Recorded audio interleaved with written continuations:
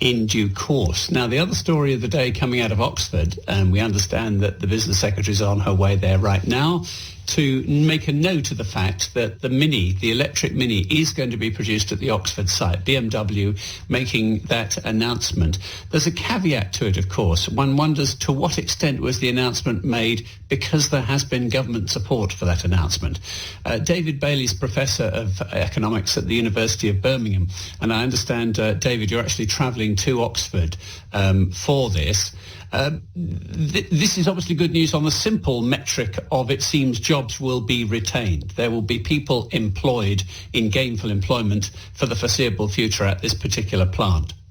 That's absolutely right. 3,500 workers, roughly, at Oxford, another 600 or so at Swindon. So around 4,000 jobs safeguarded by this. Remember, BMW previously said it would make electric Minis in China and had left Oxford to make internal combustion engine Minis. Now, we know that from 2030, there'll be a ban on sales of those in the UK, and from 2035 in Europe. So that gave the Oxford plant a very kind of limited life. What this does is mean electric car production secures the plant really in the medium term and safeguards lots of jobs. And is it possible to say that the government support for the development was, let me phrase it the other way around. Was the decision to make the Mini there contingent on the government support? Car companies are very good at playing off governments against each other to get what they can out of them in order to cite assembly here. Now, a number of things had to come together from that. Government support is part of it, but also management, workers and trade unions had to really pull out all the stops to work flexibly and get costs down to make it an attractive proposition for BMW and Mini. So a number of different things came together. That's good news. We also had good news about Stellantis making electric vans last week, and of course the Tata announcement on batteries. But going forwards, we need much more of an industrial policy and government support to make this happen on a bigger scale.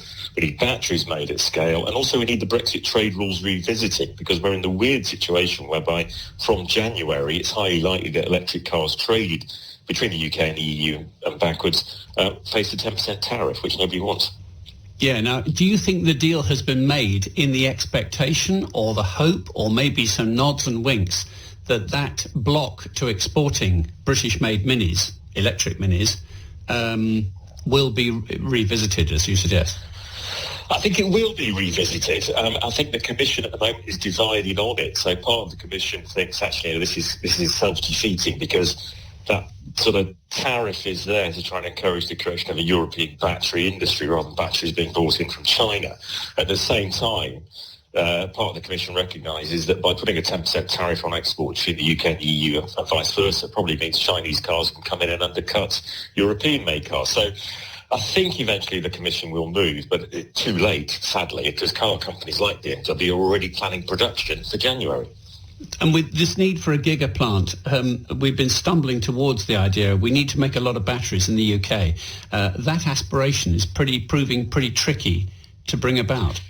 Yes, it is. Two confirmed investments, one up at Sunderland by Nissan's partner Vision and one by Tata. That's great, but we need a lot more than that. Part of the problem, I think, is the UK doesn't really have an industrial policy to go after this in a very big way.